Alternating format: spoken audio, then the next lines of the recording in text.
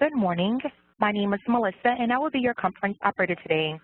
At this time, I would like to welcome everyone to the Infrastructure Management Global Community Webcast, Vision and Roadmap for CA Performance Management. All lines have been placed on mute to prevent any background noise. After the speaker's remarks, there will be a question and answer session. If you would like to ask a question during this time, simply press star, then the number 1 on your telephone keypad. If you'd like to withdraw your question, press the pound key. Thank you. I would now like to turn the call over to Jason Normandin, Senior Principal Product Manager. Thank you very much. Good morning, good afternoon, everyone. Thanks for taking some time to join us. I'm joined here by my colleague, Matt Storman, and we are going to discuss our 2.7 release and talk a little about strategy as well.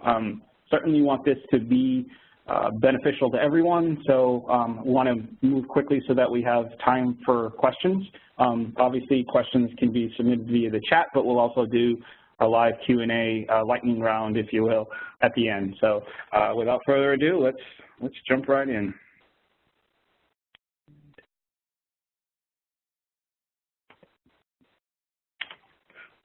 So what's the big picture strategy? What are we trying to accomplish with the solution and the portfolio? Our goal is to be able to manage the most complex, the most dynamic, service-oriented infrastructures, including hybrid cloud, on-premise, SDN. We want to be able to manage it all.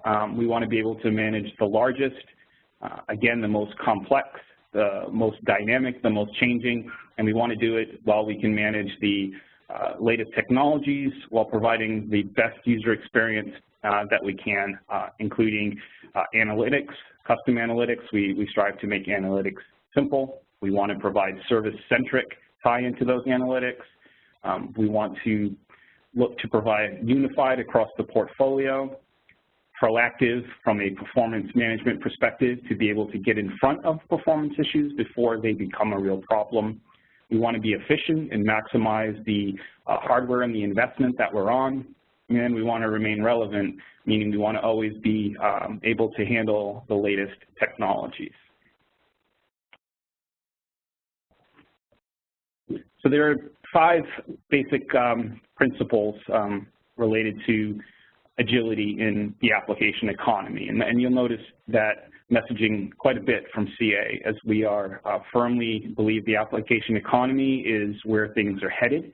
The application economy is driven by a number of factors, and we're trying to remain ahead of them all. And we're trying to continue to provide innovation, and we want to provide the ability to be a service-centric solution. Again, we want to be able to understand services related to applications across multiple hybrid complex infrastructure. We want to be able to provide a unified view, reducing the complexity and being able to provide faster mean time to resolution to the operators.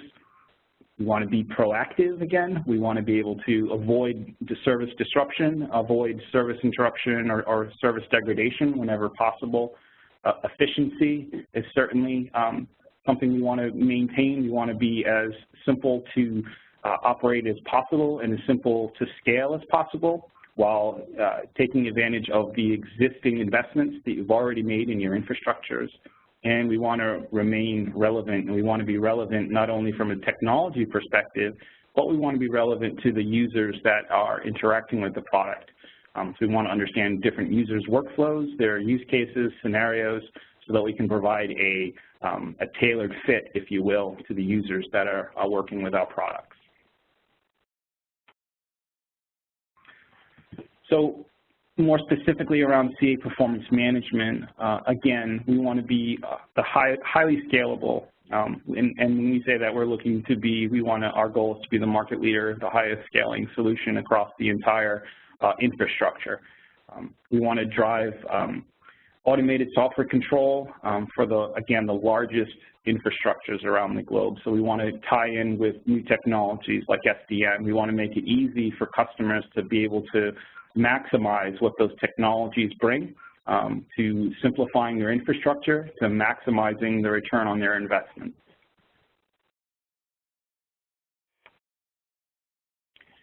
we've talked a lot about strategic themes, and you'll notice for those that have listened to a few of these are kind of continue to be our guiding pillars, if you will. Scale, our immediate goal is to reach 4 million pulled items. We want to do that at the highest possible quality. We want to be service-oriented. We want to be ready for SDN and FD. We want to be able to provide a monitoring environment that allows users to be able to manage things not only at the physical but also at the logical and the service layers. And we want to be flexible and fast. We want to be able to have quick time to immediate value. We want to be able to scale easily. We want to be able to bring in new technologies as easy as possible. We're focusing a lot of effort on our 6 overall principles of scale, resilience, expert or engineer in the box, and that's basically the engineer in the box refers to the normalization we do of our metrics and metric families, as well as the out-of-the-box views and dashboards that we're providing. You'll notice in 2.7, as we introduced the SDN technology, we also implemented a set of out-of-the-box dashboards and views to provide best practice management of those technologies. Quality of service, OAM, we understand the criticality of that and being able to, again, be more proactive in understanding how the performance of the network is in relation to services or to specific customers. And we want to be able to ensure that we're pulling that information in and providing it in a way that is discernible and that is in the way that the customer wants to be able to consume that information, whether that be through a dashboard, a report, an open API, data extraction. We're trying to provide as much flexibility as possible. Speed to certify, again, focusing on the fast and the flexible. We provide our on-demand certifications so that customers or yourselves don't have to upgrade.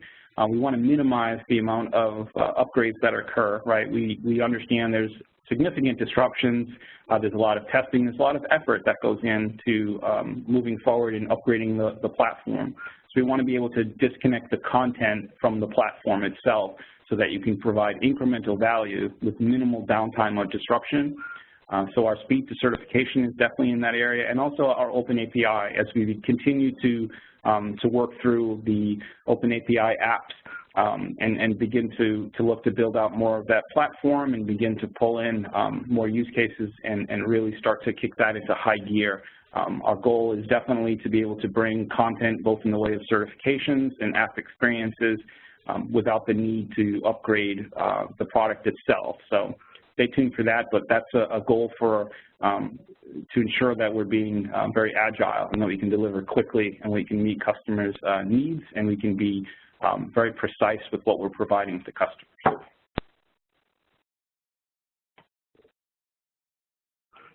So what does 2.7 bring to the table? Well, there are 4 basic categories that we approach with this release. We wanted to look at innovation and being strategic. So the SDN NFV monitoring capabilities that we've added through the VNA solution is definitely providing what the market needs at the time that the market needs it. SDN NFV, a lot of players are introducing that technology or are in the early stages of testing out that technology, and we're working very closely with a number of those customers. And we're learning best practices, and we're providing the insights that we've learned to our customers through our SDN NFV or VNA solution. We understand investments are, no one has an unlimited budget for investment, so we want to maximize the investments already made on the solution so that as we continue to provide greater and greater scale, we can minimize the additional CapEx expenses that occur. So you'll notice in this release we've reduced rather significantly, and my colleague Matt will talk about that, the storage requirements for our data repository. And this is going to be a theme that you're going to see, I believe, coming out in the next few releases as we kind of begin to look at how can we better leverage the hardware that has already been made available to us to provide higher scale, better performance, better user experience. So an operational fit, this is all about flexibility, right? This is about making sure that the users that are interacting with our product can get at the data that they need, right? Can implement the workflows that they need as quickly and as efficiently as possible so they can get on with their jobs, right? No one sits here and is going to use the product all 24/7 just to click through screens. Everyone's interacting with the product for a purpose. They're looking for information, and that information is going to be digestible in many ways, whether that's through an open API output, whether that's through email notifications, whether that's through expanded reporting options. All of it plays into the accessibility and the flexibility of our data. And scale, scale, scale. We're continuing, and we're always continuing to grow in this area and to focus on this area. And this is not always going to manifest itself in an increase in our published number of pulled items, for example. In this release, we haven't upped the limits, but we've reduced our hardware consumption. Again, you can see how we're kind of getting ready to kind of move scale forward by lowering the requirements we have for existing scale, so that customers that want to move up in their monitoring and add more devices and more items, we're trying to minimize the requirements to add new hardware. We all know that's not easy. It's much easier just to discover new things than it is to actually go and procure new hardware. So we want to better utilize resources that we have available to us so that we can do more with what we have. So let's look at the content of our 2.7 release. So as I mentioned, our VNA solution, SDN-NFV, is supported in 2.7. This is a multi-tiered solution leveraging our CA Virtual Network Assurance solution. And what we provide is the certifications, the integration bus, and a number of out-of-the-box dashboards and views. Again, to really focus on understanding the SDN-NFV environment, looking at the virtualization layer and understanding how that ties into the physical layer, being able to understand how the environment's changing, how many virtual network functions are being implemented, or how are they changing, how is the distribution of those virtual network functions changing. There's quite a few features available right out of the box with this 1.0 solution. We also support, and VNA supports very closely with CA Spectrum as well. So we're, again, focusing on that unified approach. We're continuing to progress the solution forward and bringing in these new technologies. CA Performance Management provides the visibility into performance data, as well as the hierarchical and the configuration data and fault management and topology through CA Spectrum. So we feel we have a very strong solution for this very new technology. You're going to see a lot of innovation and a lot of iteration in this area. Each release, we're going to continue to build upon this, whether that be adding support for new hardware vendors, new solutions, new virtual solutions, or whether that's refining of our existing dashboards or metrics or certifications or what have you. So there's going to be a lot of activity in this area, and we can continue to stay ahead of the curve so that we can provide best guidance to our customers as they begin to implement and look to take advantage of the opportunities that SDN and FD bring to their environments. We are providing an open architecture for SDN, and primarily here, obviously, we're talking about CA Performance Management 2.7, but we've implemented and built our virtual network assurance solution to be platform agnostic, if you will. So we're providing that data up through a bus, and we've integrated that with CA Performance Management, with CA Spectrum, and further down the line, we'll be looking at UIM, and we obviously want to always maintain flexibility, so we'll be looking at that platform to provide other options for customers as well, both from a data consumption and a data insertion, if you will, pulling data from new vendors and new technologies.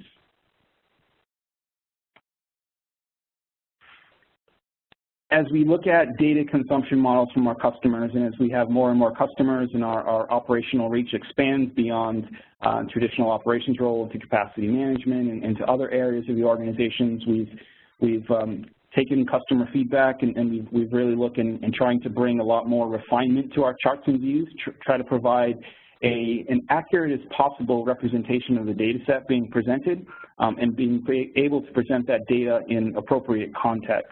So one of the things we've done in this release is for charts with multiple metrics that have varying metric units. So for example, if I'm looking at a report and I want to see utilization, maybe bit rate, and then discarded packets, perhaps, those are 3 distinct units. What you'll see in prior to 2.7 is we'll overload one of the axes units. So we have 2 axes on our charts, and then we'll do a best fit to try to get all 3 onto the chart. But what ends up happening is it becomes difficult to understand that chart, and also scaling becomes an issue. Sometimes we'll end up with a situation where we had to scale to fit both on a y-axis, and you lose a lot of visibility into one of those data sets as it may be scaled very, very low, for example. So to solve this problem, we've implemented a methodology will expand and will add additional y-axes to a chart when appropriate. So if you're selecting a chart and you're choosing metrics that have multiple metric labels, if you will, or units of measure, we'll add additional axes. And what we'll also do is we're color coding those axes to align with the legend itself for the chart. So we'll make sure that it's apparent where if you're looking at a particular metric, you'll understand just based on the color which y-axis that associates to. And with the hide and focus feature of CAPC, if you hide a metric that's related to a specific axis, we'll also hide that axis as well. So we're really focusing on readability, and we want to make sure that the data we're presenting is as accurate a representation as possible. So this is an area you don't see a lot of work in too often from software vendors, but this is something we were hearing from our customers, and we just didn't like how it was working. So we wanted to take a fresh take at this, and we came up with a solution that we think does a good job of balancing between providing a good-looking view as well as providing good legibility and visibility into that data if the data is going to be viewed on a single chart.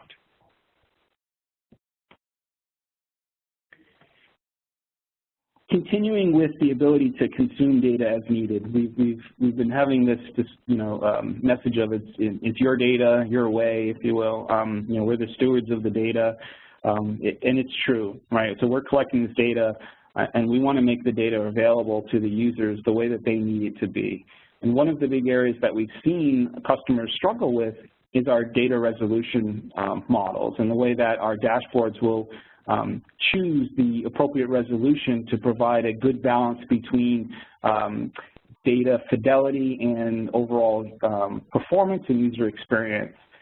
So for example, choosing longer periods of time would default to a lower resolution data, and then with our zooming feature, a user could go in and view data at a higher granularity.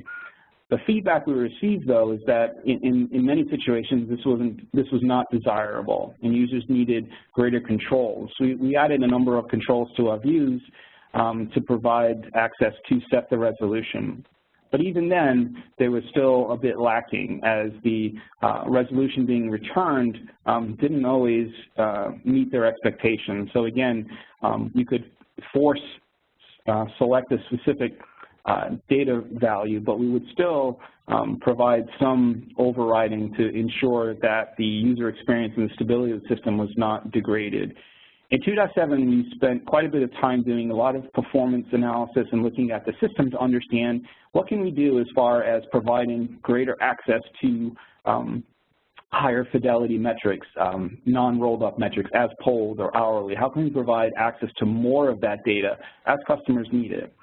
So what we have here in 2.7 is we have a feature in 2 parts, if you will. So the first part is there's a new view menu.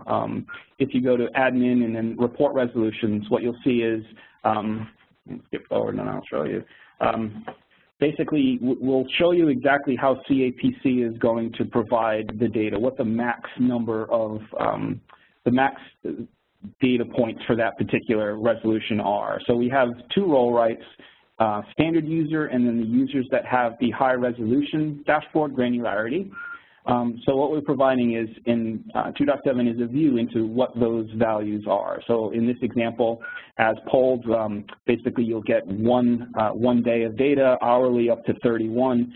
If you're a high resolution user, you'll get 31 days of as polled data and 90 days of hourly data. Again, this would be when you're overriding the view options and specifically defining the resolution you'd like to see. So this is part 1 of the feature.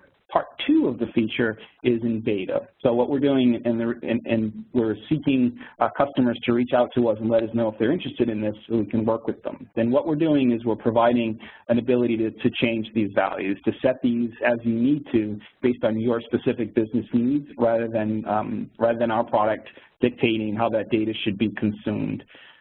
So once there's a magic little key that we can provide to customers that are interested in enabling this, and that key will then turn these fields into settable fields. We obviously provide information as to the retention value as defined on the data aggregator. Certainly you can't report on more data than you actually have, so we provide that as a reference, and also we'll flag, for example, you'll see in this example, as pulled retention value of 45. I tried to set that to 46. The UI won't let me do that. If I updated the data retention period on the back end, then this would reflect those changes. And for example, if I were to set as pulled to 90, I could then define that as 90 days within the dashboard. So if you're interested in this feature, we definitely would ask you to reach out and we can work with you. The reason why this part is beta is because we did a lot of performance profiling, but we were focusing on a couple of use cases. So what we just want to do is make sure that customers that want to begin to use this have their systems are properly sized.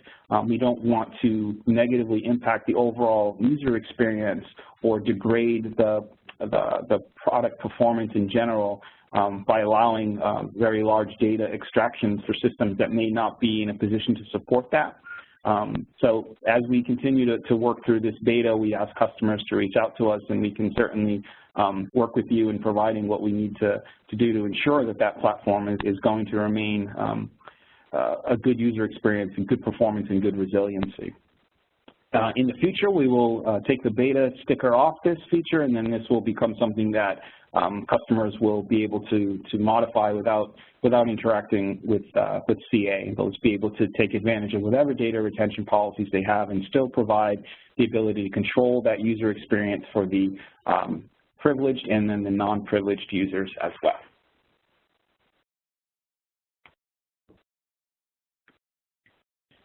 One of the features that we heard from customers that was available in NPC that we didn't bring forward was the ability to define a view with a static time range. So in previous versions of our product, we implemented the ability to define the context of the view, the context meaning the subject, if you will. So on a dashboard, if you're looking at a group, if you set the group selected to a certain group, the dynamic views will then take that group as the subject. If you want to override that, there's an option within those views where you can specify a specific group or a specific device or even an item for that view to report on. We wanted to take that forward and provide the ability to do that with time range controls as well. So there's operational use cases where it's nice to automatically be able to see data over longer periods of time, provide the ability for greater pattern recognition so customers and users can get a better understanding of the context of the data. Is this spike that I'm seeing something that's just occurring now, or is this something that's been occurring regularly, or is this something we've seen in the past? Previously, you'd have to run multiple reports or change the time span multiple times. But now what we've done is allow the users to define a static time range context for the views as well as the static subject context as well. So we're really providing a lot of flexibility here and being able to allow users to define their dashboards and their context pages in very specific ways that allow them to maximize the value of the product by providing the specific data that a user needs when they need it. Again, we talked about that. That user experience and being able to be tailored for each user. So, combining this with our dashboard controls and the ability to define users' default dashboards, et cetera, this is really providing a very tailored experience. We think this is going to be something that is going to be very valuable, and we've already heard a lot of good feedback from our early access program on this feature, and we're excited to bring this to you guys because we think this, again, is going to continue to expand on the flexibility of the platform.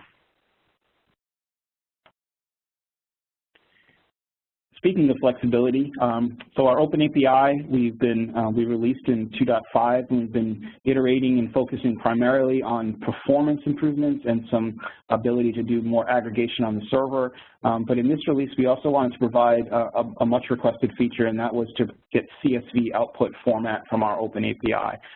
So we can provide native CSV output now based on a direct call to the Open API. This is going to make a lot of those data extraction use cases much easier. So eHealth customers, for example, that were using the NH export data command or the database API that were getting data back in a CSV or a TSV format, we'll be able to do that now with the Open API as well. That makes integration with some other third-party applications, Excel, et cetera, very, very easy to be able to tie in an OData URL directly to an Excel spreadsheet that gets populated automatically. You know, definitely a very valid use case that we wanted to address. It does not provide the same level of flexibility as the JSON data output. You lose a little bit of the hierarchical information when you go to CSV because you're moving from a three-dimensional to a two-dimensional data model, but we've done our best to be able to provide redundancy in that information so that you'll see all of the information necessary if you're going to do processing or pivot tables or something like that. All of the data will be in the most consumable format that we could come up with for dealing with the CSV output.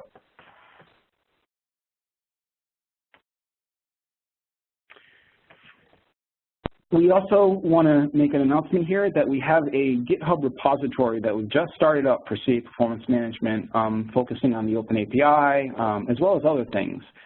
We're pretty excited about this, and this is really beginning. We're starting to see a lot of energy here in the sharing of content, making content available to other users, both from CA and from other customers and field teams.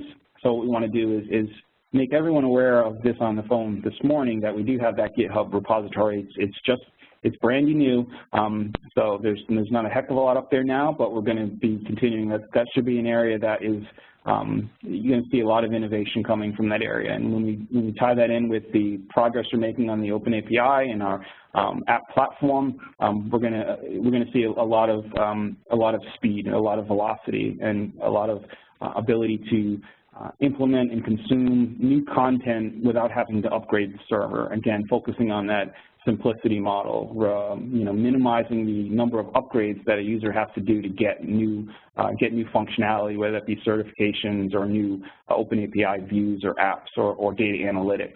So we're pretty excited there. The GitHub repo is there. You have to request to join. So take a look.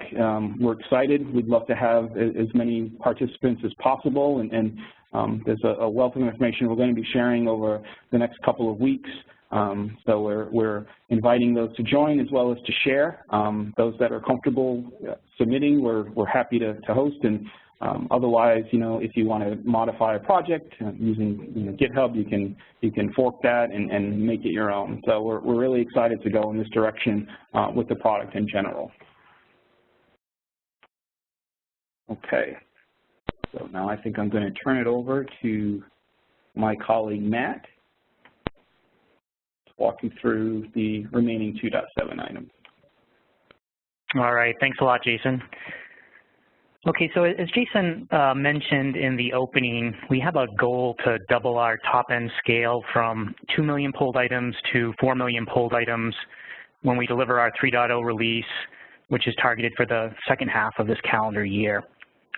And one of the steps that we're taking to lay the groundwork for that in 2.7 is to reduce the disk space requirements of the data repository.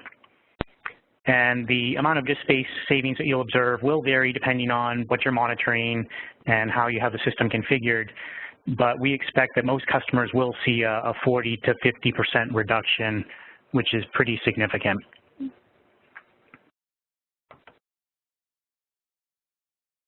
Okay, so the sizing tool has been updated to reflect these new disk space requirements. And if you had performed a sizing on 2.5 or 2.6 and you were to load that sizing back into the current sizer and toggle the release selector to 2.7, you'd see the DR storage requirements drop by about 45%. And so, this translates into reduced hardware cost for new deployments, and on an upgrade, the reclaimed storage can be used to either increase data retention intervals or potentially to monitor additional devices.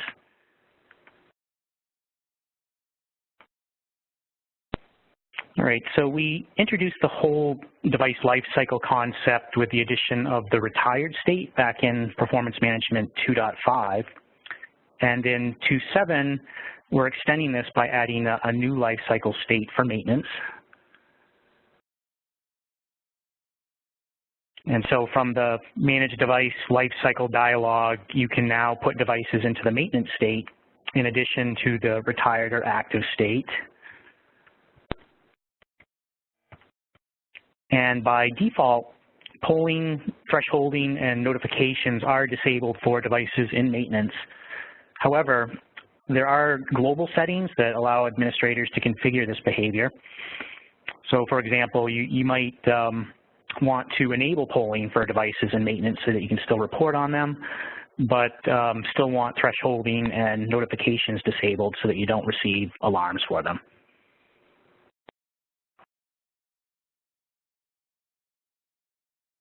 So there was an idea raised on the IM community requesting that the context link in email notifications include a time range parameter so that when users click on that link to launch back into the Performance Center details view, that the time range is automatically set to the period in which the notification occurred.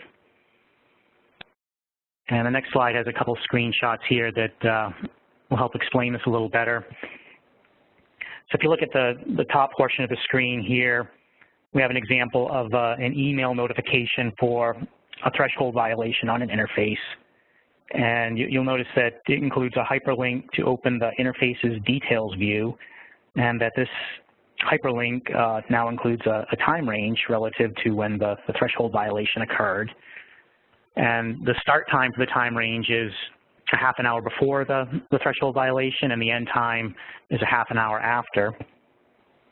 So when clicked, the view is opened in the appropriate time context.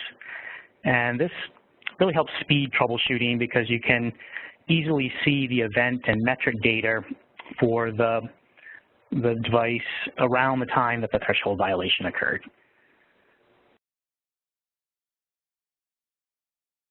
And then the final 2.7 feature to cover here is we have made some improvements to the DR installation process. So there are two major steps in installing the data repository.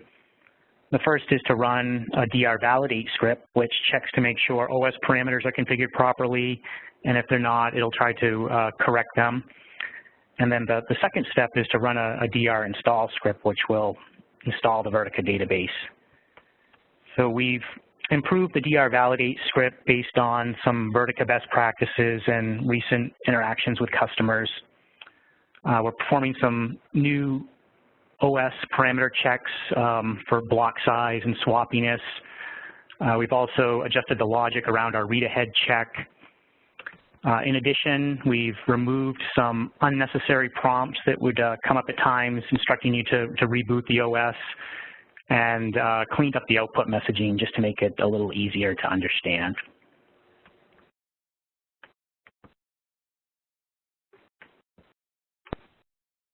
Okay, so at this point, I think we're ready to open it up for questions and comments. At this time, I would like to remind everyone, in order to ask an audio question, please press *1 on your telephone keypad. That is *1 to ask a question.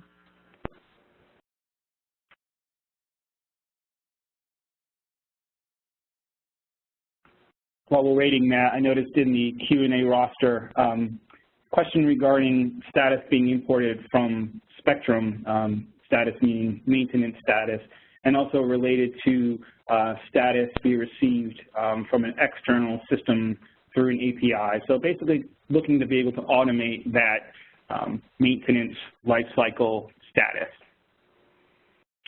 Yeah, so at this point, the device lifecycle states are not integrated with Spectrum, but that is something that we're currently working on for a future performance management release. So to give a little more color on that, we want to provide the ability such that when you put devices in maintenance mode in Spectrum, that you have the option to also put the corresponding device within performance management into maintenance. In addition, we're also looking at providing the ability such that when you delete a device in Spectrum that's being synced to Performance Center, that you'll have the option to automatically retire that device within Performance Center. And we do have a question from the phone lines, from the line of Scott Classic. Sounds good. Hey guys, this is Scott Coffey. How you doing? Good. So this is good stuff. I have a question on where you're going with some other things. Sure. The biggest complaint I get right now is still when people go in to generate reports is the listing of all the metrics, right? I mean, it's great right now if you go in there, it shows you the relevant metric families. That's great. But you'll still, even like if you go into something like CPU, right, you're going to have 20 metrics there and only maybe 3 that apply to your devices. Whereas something like when we had eHealth, when you went to go run an at-a-glance report, the only thing that appeared for you were metrics that were relevant to the devices that you picked. So that is still the biggest complaint I get when people go in there is they don't know what might be relevant and what might not be relevant. Right. So, we collect a lot of metrics, and we have the normalization process then to search to metric families. But like you mentioned, you end up with sometimes a very, very long list of metrics, and it's not always clear the metrics that are relevant, as you mentioned. So we do have a project that we're undertaking, and right now it's targeted for the release that's in active development, and we will begin filtering those lists. So we're going to basically do a validation to make sure that for the items that you're reporting on, the context, if you will, we filter the metric families today, but we're going to extend that and also filter the metrics. So the metrics that are not supported by the specific vendor certifications being applied are not going to show up. It doesn't guarantee that you'll never be able to pick a metric that doesn't have any data, right? Because polling issues or life cycle state, et cetera. But we're going to reduce the set to those that could only potentially have data for that data set, meaning they have a backing vendor certification expression where it's conceivable that you could collect data for that metric for that thing. Okay, that's fantastic. So is that probably 3.0 you're talking about? We're still figuring out the name. It's going to be, it's looking at first half of this year is our target deliverable for that. So it's not the it's not the bigger release towards the end of the year. It's a smaller incremental release that we're working on. Oh, even better. Okay, thanks. Again, to ask a question, please press *1.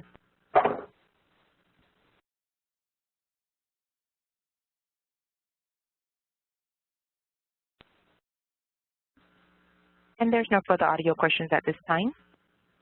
A couple of questions in Q&A, Matt, that we can pick up. One from Cataline here. Is the actual value of the parameter that exceeds the threshold sent also in Spectrum with the integration? As I know, at this moment, the only information sent is the name of the profile and not the actual value of the parameter that exceeds the threshold. So I think, Matt, this is the project to actually include the value of the metric that crossed that threshold boundary.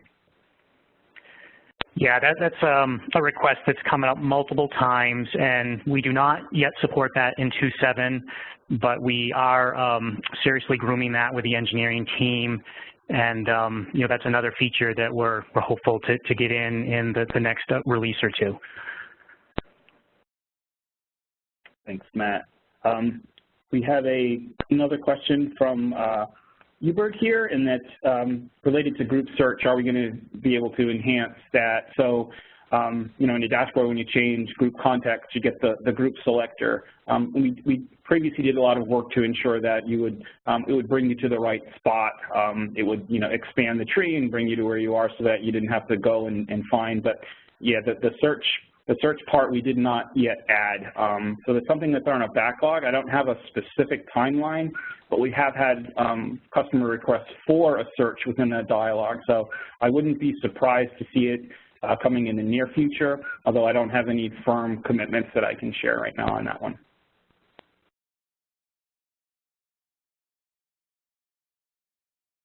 And we also have a question here from Chuck Jimerson, and that's regarding best practices. Is there a reference architecture available for all of the enterprise management space, illustrates integration dependencies for CAPM and the other products in this space? You know, Chuck, that's a great question. I don't know, but I'm going to take a note to reach out to our Tiger team and to our other services teams to see if we do have something like that. I've not personally seen that, but that certainly doesn't mean it doesn't exist. So let me take a note, Chuck, and I'll reach out to you offline.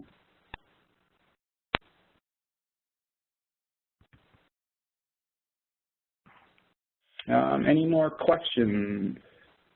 There you go. Catlin, I want to know if there's a plan to allow definition of custom units. Oh, that's the right time to ask this question. We're undergoing a project right now. We're reevaluating all of the units and how they're being used and normalizing and making sure that labeling and capitalization and punctuation and all of that stuff is wonderfully consistent. So we're looking at that project right now. We don't have a specific project on hand to say allow you to define custom units, but I think it might be possible today. I don't know off the top of my head. So what I can do is I can follow up later on, and I can post something on the communities itself in response to this question to provide that information. I don't know, but I think it might be possible. So if it is possible, I'm happy to share how to do that. If it's not possible, then you know, we can talk about what we want to do there, and I'd be very interested for your feedback. And if we need to groom out a story for a potential future release, we can certainly do that.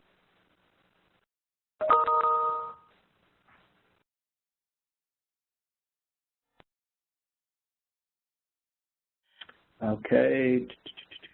Are there plans to create a shortcut in Spectrum to the PC dashboard? We have the ability on the alarms, right? If you right-click, you can go to CAPC today.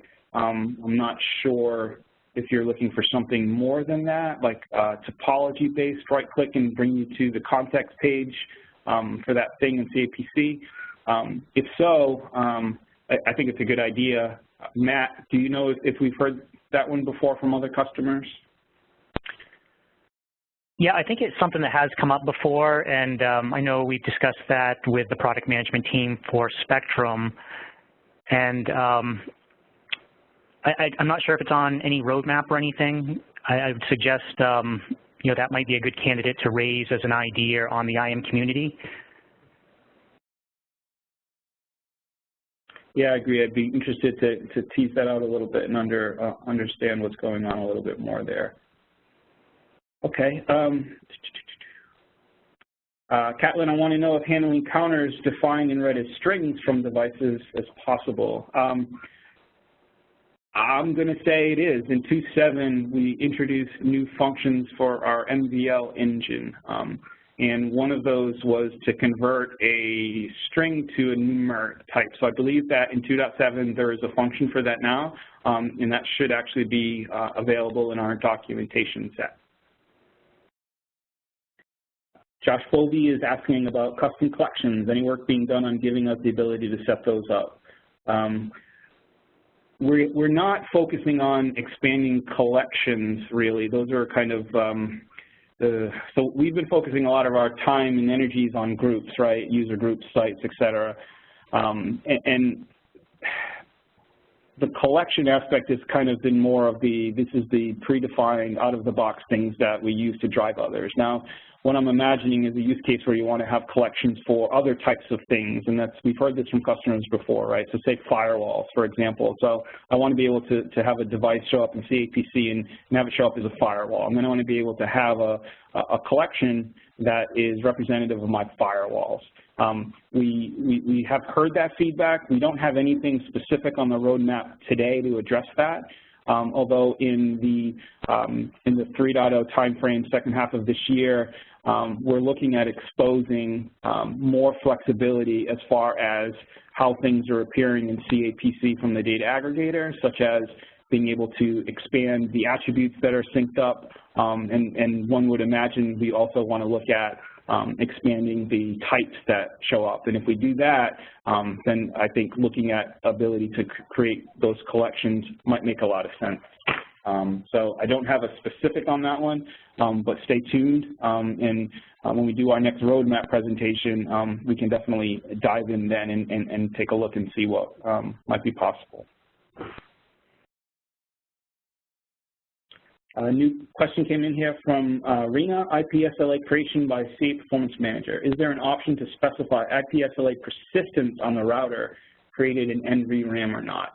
We don't have that option today. I would definitely suggest you submit something on the communities for that. We're looking for guidance on the IPSLA feature and where we want to go with that and continue to expand the functionality. So this seems like one of those that while we don't have something planned today, I definitely understand where you're coming from. So if you wouldn't mind submitting something on the community, I think that would be great to get a dialogue going, and we can we can measure customer interest and also look at some additional use cases that we are wanting to pursue in future releases. Great questions, everybody. Hey, Jason, there was a question about high availability on the data aggregator. Okay. And, that's something we don't support today, but our architects are looking at defining a vision to roll out HA across the entire product. And, it's likely to be something that we're going to roll out across several releases, and it'll be a phased approach. We'll probably start by making the data collectors support HA, and then from there move up to the data aggregator, and then finally up to the CAPC level. So, stay tuned, more to come on that. Thanks, Matt. Question on from Hubert, are there plans to allow reporting also on configuration information, example, number of ports in admin upstate? Yeah, that's exactly what our open API does very well. So I would definitely urge you to take a look at the Open API, the documentation, and some of the YouTube videos, et cetera, that we have available. I think you'll find that it does a good job. The one thing that we haven't yet implemented is directly tying that data back into a CAPC view. So right now we're focusing on some data extraction use cases and enabling custom development of data visualizations, and this certainly could be the case. But if you're looking for something a little more out of the box, Query Builder will definitely give you that information. If you want something persistent from a CAPC dashboard, we don't yet have that specific tie-in. But I think if you start taking a look at the GitHub repository, I think what you're going to find are some easy examples that you can implement in your own environment to take advantage of the API and some custom content in CAPC.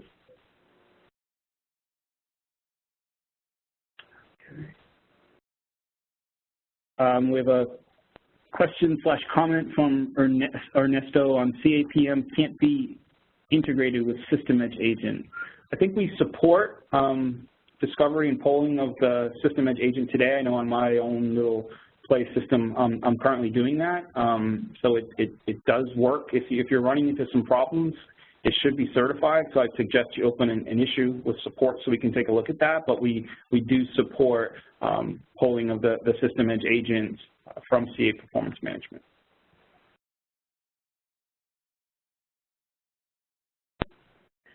Question again, are there any plans to include on the device certifications repository certifications from other customers?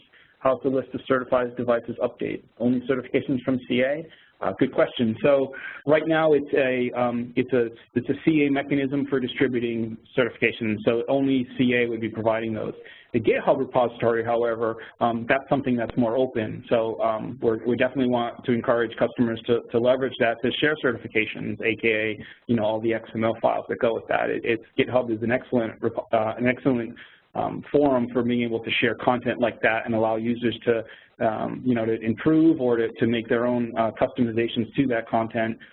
with certifications just seem like a very obvious place for that. So our on-demand certification portal will continue to be a CA-populated vehicle. We definitely would love to see customers sharing things out on GitHub. And as far as how is the list populated, each release basically, or as certifications are available, we specifically will update that on-demand portal with the information, the relevant information for that specific certification.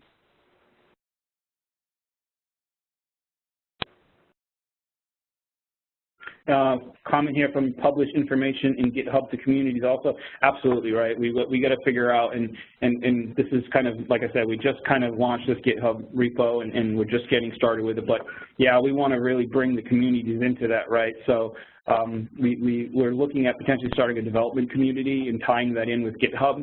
We're going to need a little time to sort out the back-end mechanics of that, but in the end, you know, the GitHub is about community, right? We already have a well-established community vehicle and mechanism, so what we don't want to do is start branching off and having a separate, you know, a place you have to go completely independently for that. So we want to try to figure out how to bridge those together and make that a, you know, one-stop shop, if you will, for the community and all the information that you can get and all the content that you'll be able to get from the GitHub repository.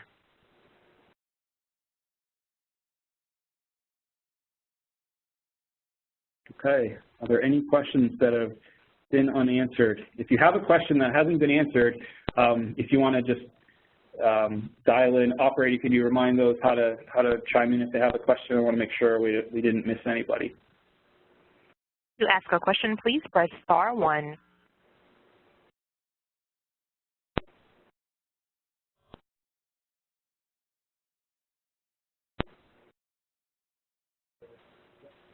Give folks a minute here.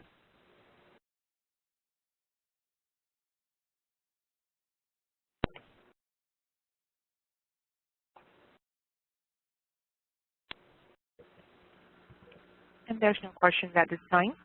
All right, wonderful. Thanks, everyone. If for some reason we missed you, you had a question and we didn't get to it, or if a question comes up after the fact, feel free to reach out to myself or Matt or any member of the product team, or even just post the question to the communities.